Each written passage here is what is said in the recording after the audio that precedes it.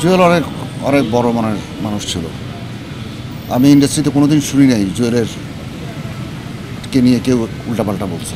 আজকে শাফিন ভাইও গেল, জুয়েলও গেল, সময় তো ওদের হয়নি যাওয়ার। কারণ একজন মিউজিশিয়ান যখন প্রফেশনাল ভিডিওগ্রাফি বা ডিরেকশনের সাথে জড়িত থাকে, সেই আসলে গানের প্রোগ্রামটা ভালো বুঝতো, যার জন্য ওর কাছ থেকে সবসময় আমরা পরামর্শ নিতাম।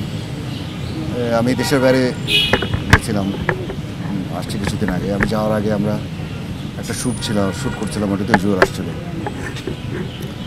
তো এসে বললো যে আর তো বাসায় বসে ভালো লাগতেছে না, তাই একটু দেখতে আসলাম। যদি ওই কাজটার মধ্যে ও জড়িত ছিল। আমরা একটা ইশতিয়াক ভাইকে ট্রিবিউট করে আমরা একটা অনুষ্ঠান রেকর্ড করেছি। তো জুয়েল টোটাল ব্যাপারটার মধ্যে ছিল। ও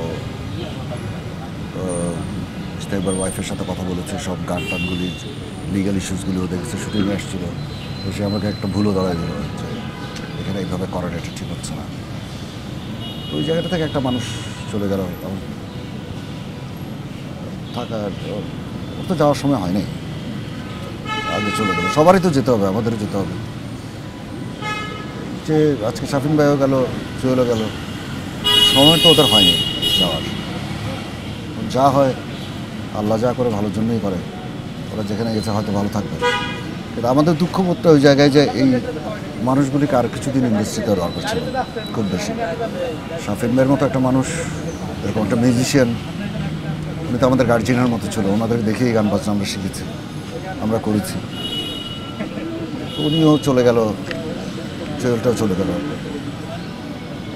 কারো স্থান কখনোই পূরণ হয় না, কারো জায়গায় কেউ কখনো যায় না, কিন্তু এই দুইটা মানুষ এভাবে চলে যাওয়াটা এটা ইন্ডাস্ট্রির জন্য ভালো হয়নি। অ্যাটলিস্ট আমাদের জেনারেশনের জন্য। মানে আমাদের এখনও কিছু অসমাপ্ত কাজ আছে, এই কাজগুলিতে ওনাদের অনেক ভূমিকা থাকতো আর কি। তো দুর্ভাগ্য, চলে যেতে হলো ওদের। জুয়েল ভাইয়ের সাথে তো আপনার খুবই ঘনিষ্ঠ সম্পর্ক ছিল, আমরা জানি, ভাই বন্ধু ছিলেন। একজন মানুষ হিসেবে ওনাকে কীভাবে মূল্যায়ন করবেন, কেমন দেখেছেন একজন মানুষ হিসেবে?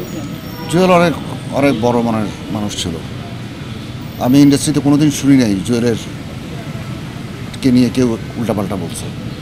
আমি জুয়েলের কাছে যেই যখন হেল্প চাইতে গেছে, সেটা ছোট বড় সবাই, আমি তোর বড়, সে কখনো কার্পণ্য করে নাই। সে যতটুকু চেষ্টা করে, যতটুকু টেকনিক্যালি হোক, মেন্টালি হোক, যা হোক। আমার একটা ফিজিক্যাল সমস্যা হয়েছিল, ওই সময় আমি জুয়েলের সাথে কথা বলেছিলাম। ও অনেক ভালো মানুষ ছিল।